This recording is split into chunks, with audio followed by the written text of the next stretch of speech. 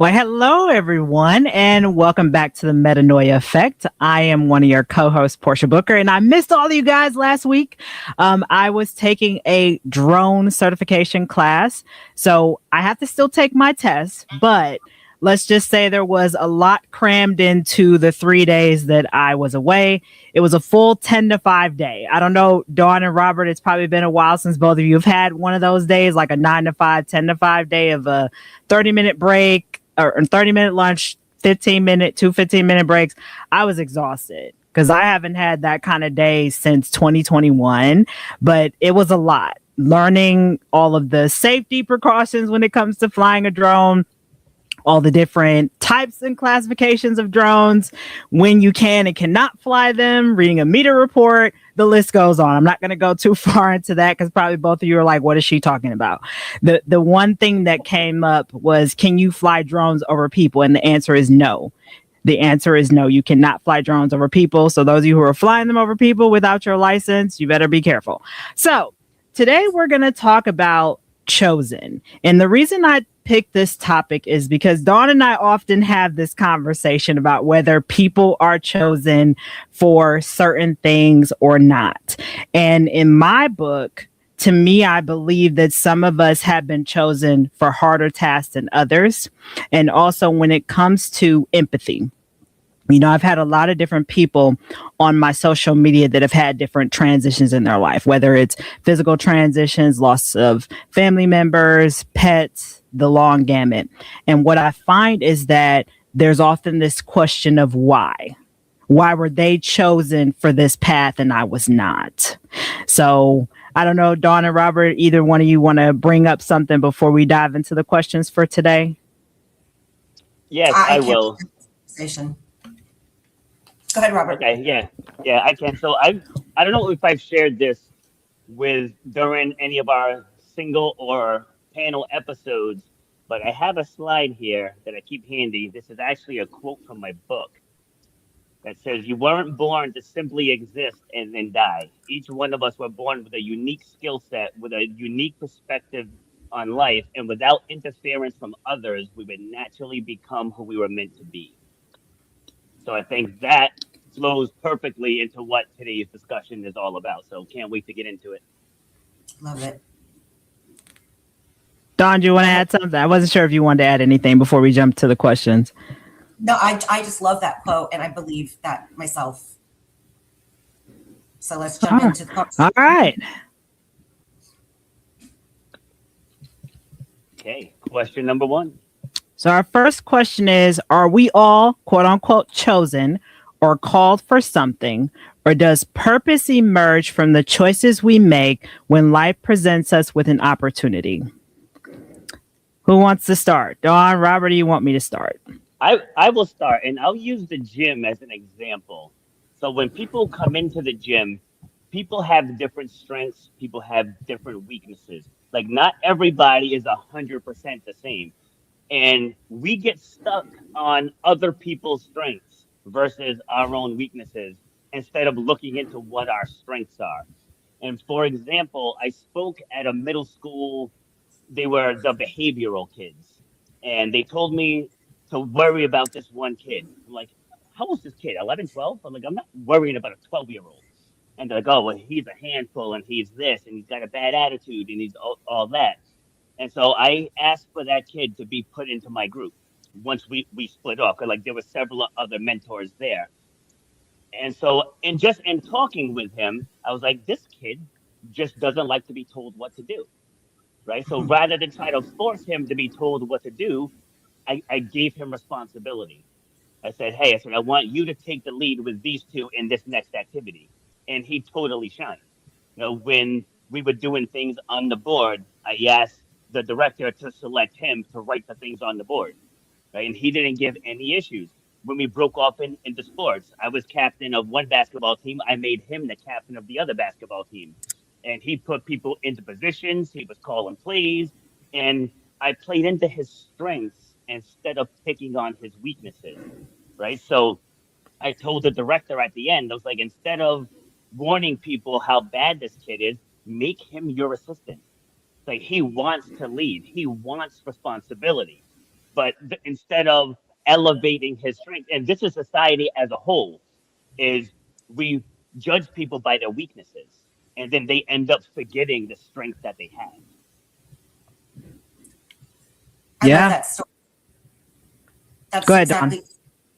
So my storage on my phone was like at full capacity. So I've been going through like old videos and old photos, removing things over the last couple of weeks. And I found a video of the last time I was in Uganda. And the video was me talking to a group of girls, like over 100 girls. And I say the same thing to all of the children everywhere I go when I'm in Africa, or anywhere really. But I was telling them that they have something unique to them that only they can bring to the world in their own unique and special way. And I love being able to plant that seed. I truly believe we all have our strengths and our weaknesses. And we, if somebody's never planted that seed in a young child's mind, like you are special and you have something that only you can do in the way that you do it, that's your purpose. And so Portia and I talk about like being chosen, not being chosen. I think we're all chosen to do what we were specifically called here to do. And we'll find those things by the things that we love, the things that make us excited, the things that light us up. So I love talking about purpose because you will naturally find, like Robert loves the gym. I do not. So being in the gym is not my strength. But you love that. And that's part of your purpose, right? We all have those things that light us up, those are like little hints or little puzzle pieces to what we're here to do. So Dawn, wait, you mean to tell me that if Robert hid your passwords in the gym, you won't go on a scavenger hunt to find them? No. No, okay. No. I just had to throw that in there because immediately when you said Robert loves the gym and you don't, I'm like, oh, you left the door open for me, Dawn. So I had to jump on it. Wait, I have to share this because I just said Go this ahead. to my it's a meme and it says, I didn't have time to jog this morning. And she says, but my dear, you say that every day. I know it's a running joke. That's great. I mean, hey, no pun. It reminds me of the old saying of what is your refrigerator running? Then you better go catch it type of thing. That's what y'all remember that joke. That was old. I remember that from like middle school. But to tag on what both you and Robert have said, Dawn, about children and how it starts young, focusing on their weaknesses. I think I've shared this before about when I was in middle school. I had a teacher who said that only people with A's would be successful. And Dawn, you remember this story. And I'll be honest, that phrase hindered me for a period of time because there was that notion of we're judging intelligence by a grading system and memorization over intelligence by your gifts. And Dawn, you might remember this too, it was after my mom transitioned. I was studying to actually go into being a pastor for a period of time. And shout out to Pastor Andre Hunter, miss you and love you. I was studying under him. And one of the things that he asked me when I was interested in pursuing ministry was, what are my gifts? What calling do I want to pursue in ministry? Because not everybody who's called to ministry is called to the pulpit. And that sat with me because I said, yeah, you're right. Not everybody is called to the pulpit when it comes to their ministry, when it comes to nurturing their gifts. And the other thing, Robert, you kind of reminded me of a moment when I was at Kent State speaking to students about my journalism career. And there was a young man who raised his hand and asked me, how can he begin to share his story? And immediately my brain started lighting up because he shared that he suffers from some type of mental health related condition. And I forget what it's called. It was something that I didn't know anything about. And I said to him, I'm like, instead of you calling it a disorder, I'm like, this is something unique to you. I said, you can educate me on what a typical day looks like for you. Is it hard for you to get out of bed some days because mentally you're just exhausted 4 to 5 days out of the week, right? Do you struggle with being social because you fear that other people won't understand you based on the things they can't see? I said, so that's your door opening right there. That's your gift to help other people to see things from your different lens. And that's what you were chosen to do. I love that. Yes, because people let what they go through become their identity. I'm not going to go into the whole thing again, because I know I've shared this with both of you before about the young kid that I worked with, or the young man that I worked with who was going to college in Florida, and he has dyslexia, but he kept saying, "I'm dyslexic." It's like, no, you have something called dyslexia, but that's not who you are. And I had to separate him from that, because he was using that as a crutch as to why he couldn't get internships and why he couldn't get jobs. And people do that in life. Like, I spoke with a woman that I met at an event last year, where she pretty much, part of her introduction, she said, "I'm a stage 4 cancer survivor." And I was like, "No, you're not. You're just a survivor." And she kind of got offended at first when I gave her that truth. I'm like, why are you putting that label on yourself? It's like, "I'm not high. I'm Rob Foster. I just had a full knee replacement." Right? People don't need to know what it is that you've been through. You just been, "Hi, my name is so and so. I like obstacle course races," and you just present who you are. Like, this illness, this disability, this thing doesn't become your identity. That, to Portia's point, you have to get up and face life differently than someone else does, and share that journey. So now someone who's moping around because they broke their iPhone, they can hear what you have to go through on a day-to-day basis, and give them a different perspective in their own life. Yeah. Yeah. I mean, 100%. I think too, Robert, I kind of laughed a little bit in my head when you talked about how people like to put a lot of emphasis on the things that they've been through. I'm a cancer survivor. I survived breaking my tendon, all these different things for kind of a sense of validation. But at the end of the day, I think they forget about the journey, right? The journey of, you're on the other side now. Yeah, that was a part of your story, but it's not your own nail to your cross type of thing. It's what you use to showcase and give other people that permission to share their story. I always say, Robert, the worst part of you is the best part of you, is what I always say to everybody and all my clients. Yeah, yeah, and like, when I talk about being told that I'd never run a jump again, like, it's not about me defying the odds. It's about that person that was told they weren't good enough, or they'd never amount to anything, or that they were useless. Like, those are somebody else's words. Those are somebody else's opinions. Like, those don't have to be your reality. So it's like, I share that. Like me, I know whatever I go through, I'm bouncing back from it. I know at some point Father Time's coming for me, but anything that I can handle on this earth, I'm gonna get to the other side of it. So, like, I share my journeys from everything that I've been through, just to let that person who's stuck know, just because the doctor said you wouldn't run again doesn't mean you're never gonna run again. That's between you and your body. Right? Your brain and your body are gonna decide how you come back from this, and whatever you feed your brain, the body's gonna respond accordingly. And that's where choice comes in. Yep. All right. Anything else you want to add, Dawn, before we jump to the next question? Oh, I think we're good on that one. All right. Next question.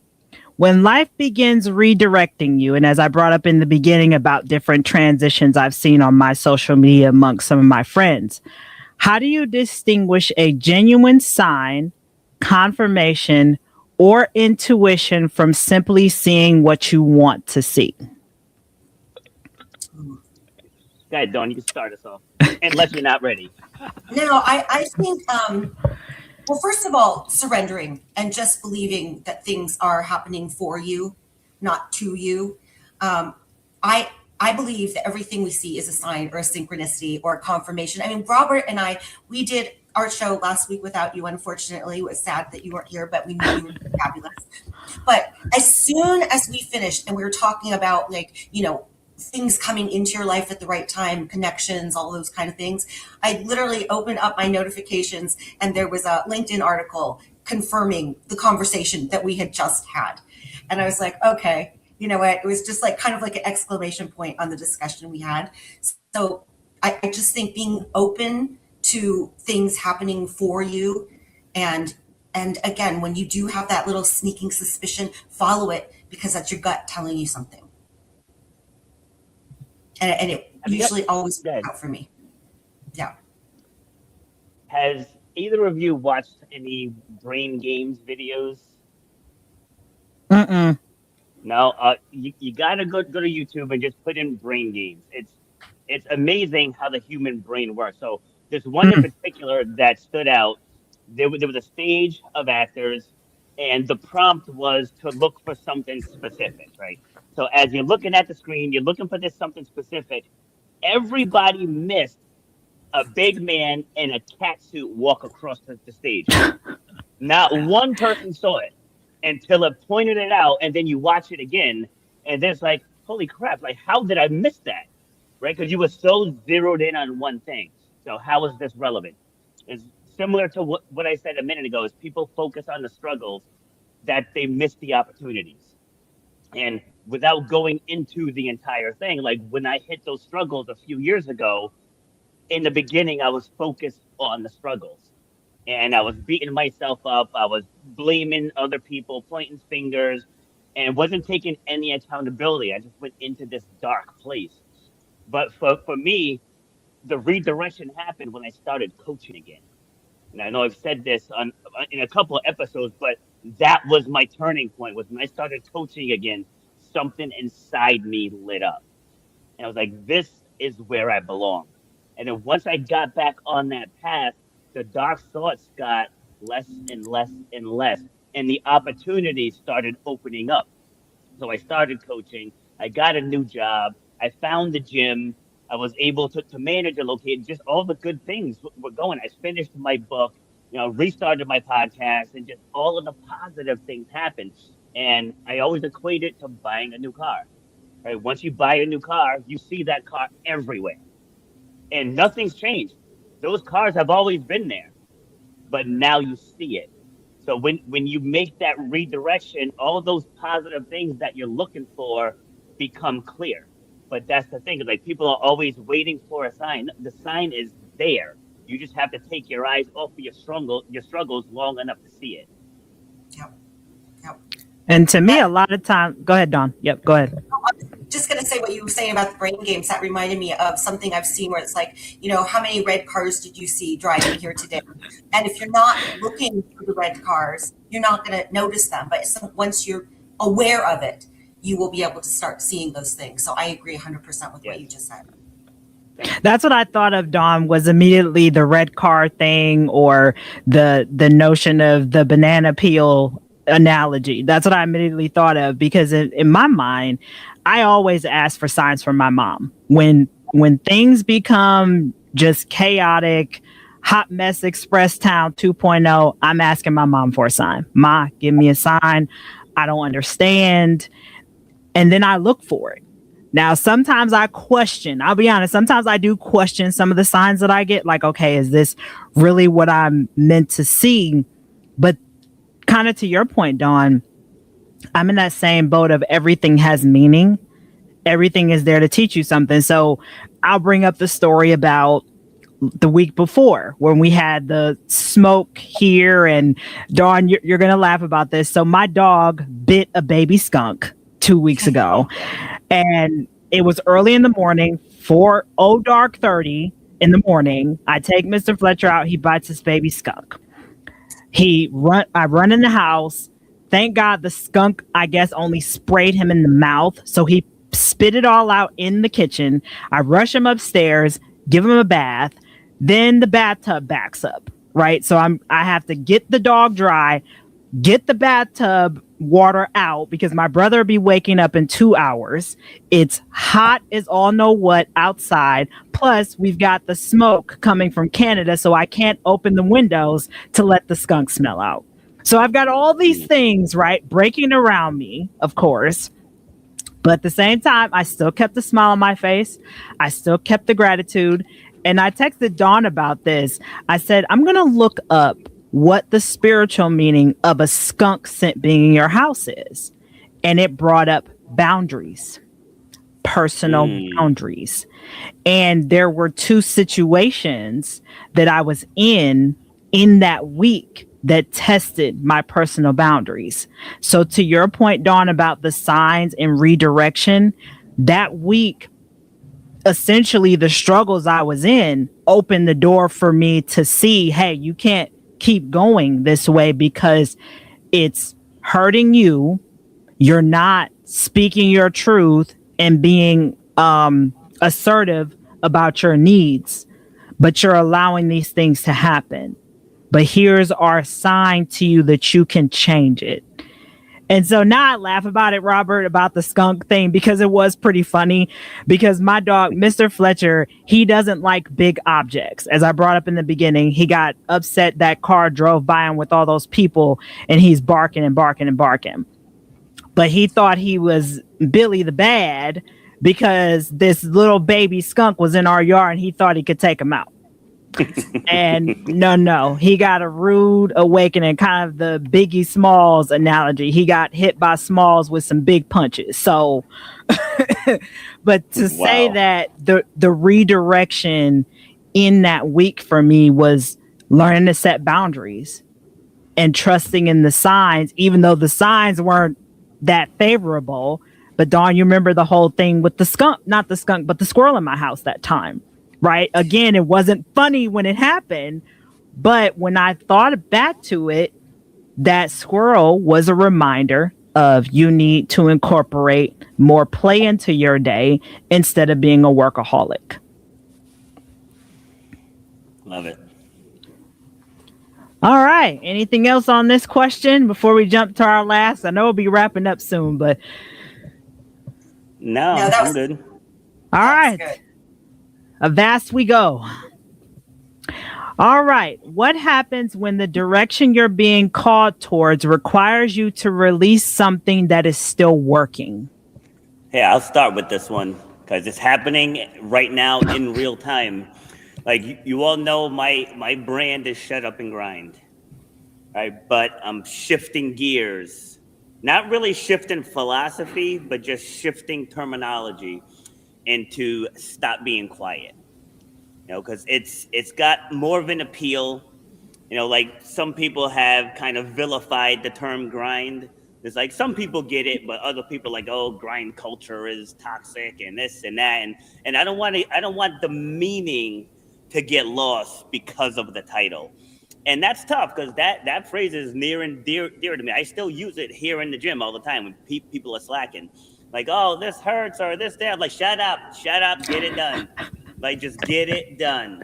You know, but as far as helping people overcome their past pain, a lot of people keep that pain inside. So I think Stop Being Quiet will resonate more with that person or someone who's already fearful to speak about things. Now, that doesn't mean my delivery is going to be any different, you know, but just as far as people scrolling the hundreds of self-improvement podcasts or thousands of self-improvement podcasts that are out there, I want something that will speak to them from a place of safety, you know, not like you're going to be just thrown into the fire.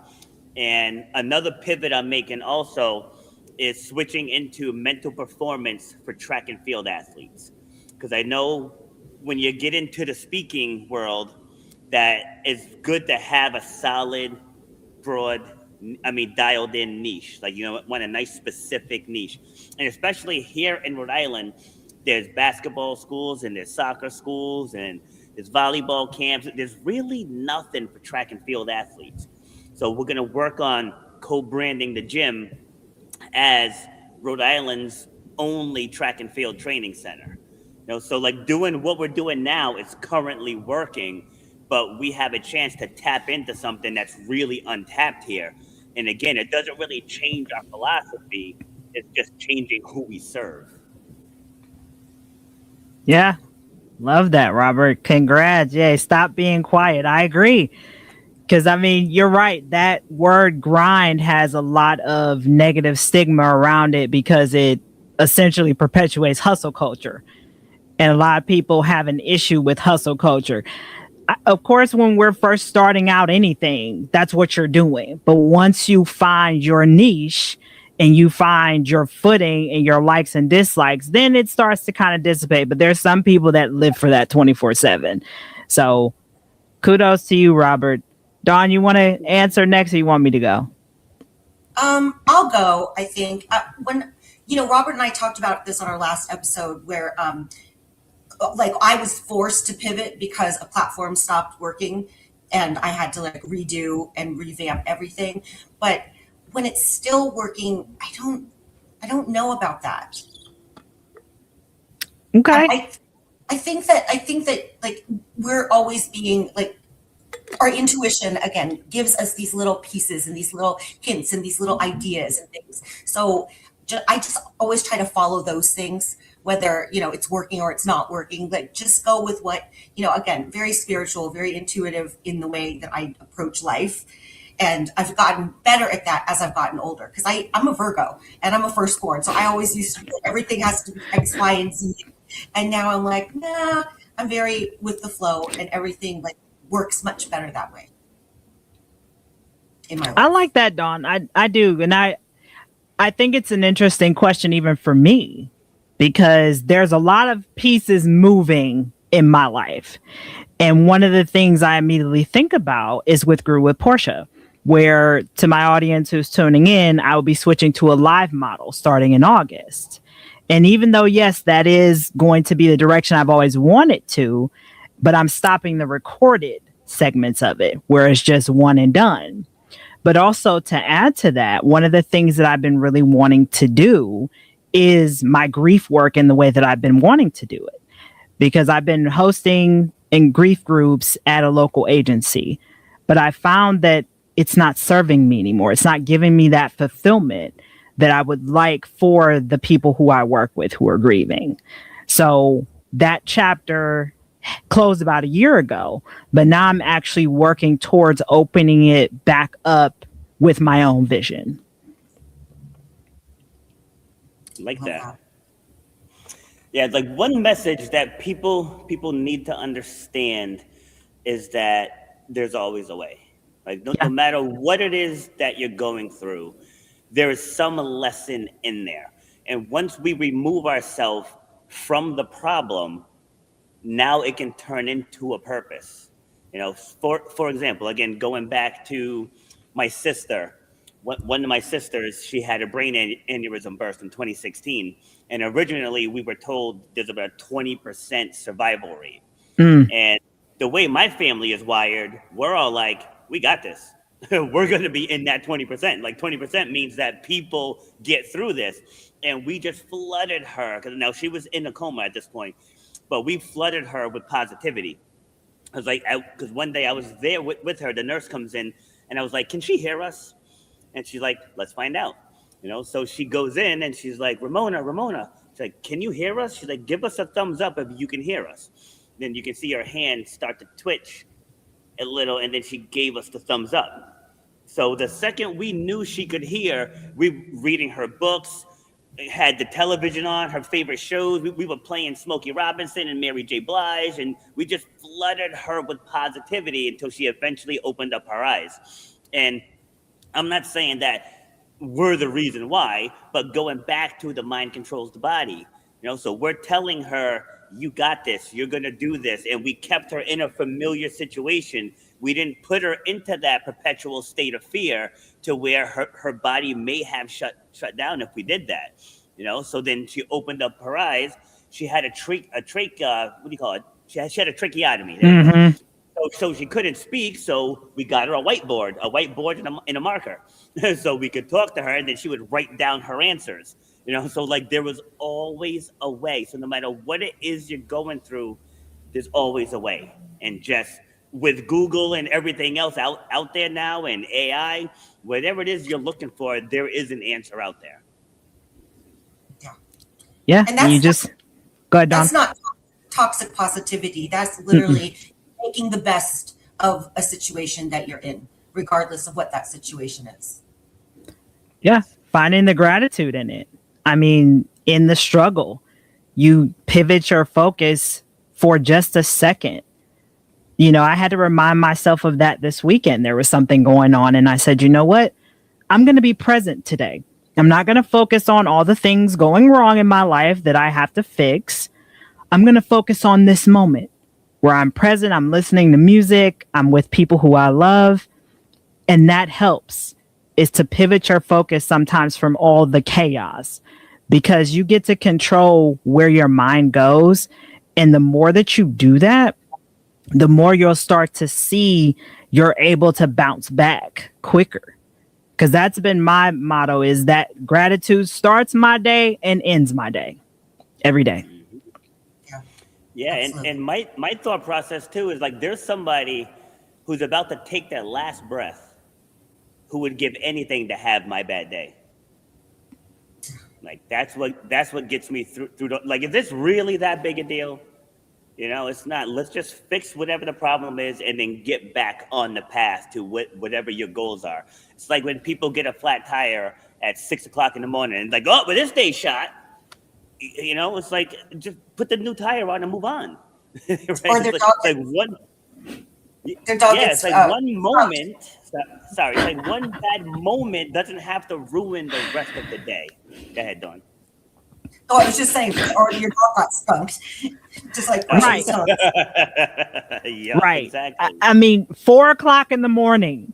That's what time it started my day. It was 4 a.m.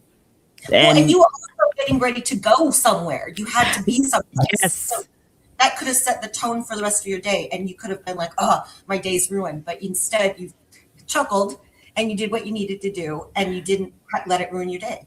I didn't. I made it to my conference on time, even though I was sweating like a whore in church, literally, because it was hot. And the minute I get there, the conference was supposed to start at 8.